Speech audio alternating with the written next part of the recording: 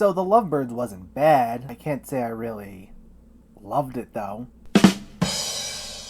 Yeah, that wasn't good.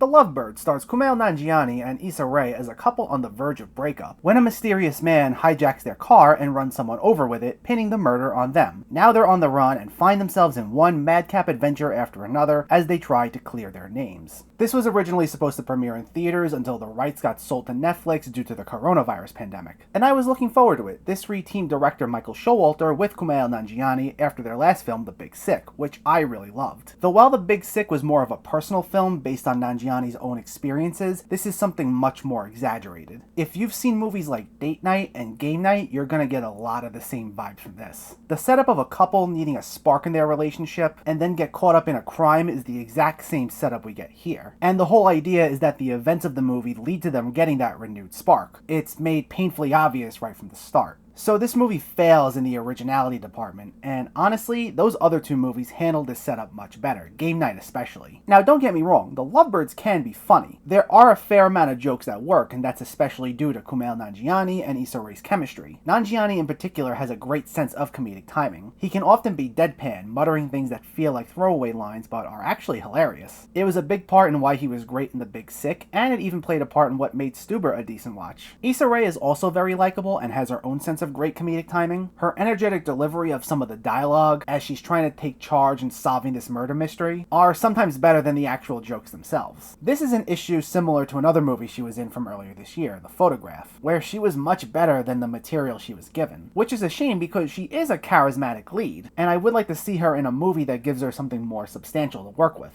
But both performances are enjoyable enough that you can be invested in the characters, and they're what keeps you wanting to stay tuned in until the end. Though I found this movie to be very repetitive in its setups. It's full of comic misunderstandings that feel like one giant episode of a bad sitcom. They stumble over their words, they're barely able to get a complete sentence out, they'll say the wrong thing and it puts them in even deeper trouble. Like when they're confronted by two people who find the dead body, which kicks this whole thing off, they never mention they were in the car with someone else. They instead talk about themselves the entire time. And a mistake like that can make sense since they're nervous about the whole ordeal. Something like that can be traumatizing. But then every major confrontation after that is just a variation of that setup. They still mess up their words, the conversations feel dragged out, and they essentially end each scene in the same spot they were at the beginning. They end up making not much progress. The setting is all that really changes. Whenever they'd be self-referential about how bad they spoke, that would often be funny. But poking fun at yourself doesn't give you a pass to just repeat the same setups countless times in different scenarios. It becomes kind of boring. You don't gain anything new from these confrontations. Not to say that every single joke was bad. The awkward sense of humor was enjoyable. I'd say the first 10 minutes or so were especially funny, when it was just Kumail Nanjiani and Issa Rae interacting normally before the crime aspect kicked in. They would scrutinize or argue over petty things which would lead to bigger arguments, and we can relate to those moments because we've all been down that road where we lost our cool over something silly. But while this movie hit often enough, it also missed quite often. And the problem is the amount of times it hit were only just above the amount of times it missed, so it was an uneven experience.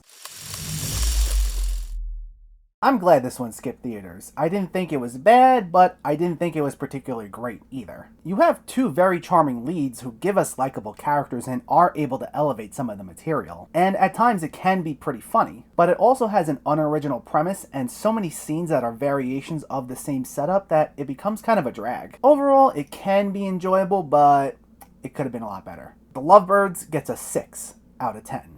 So let me know, did you see The Lovebirds or are you planning to see it, and what were your thoughts? Did you find it funny? Did you enjoy the performances? And what's one of your favorite crime comedies? Let me know in the comments below, and for more movie reviews and other film discussion, please make sure to hit that subscribe button to stay updated. Thanks for watching everyone, I'll catch you next time.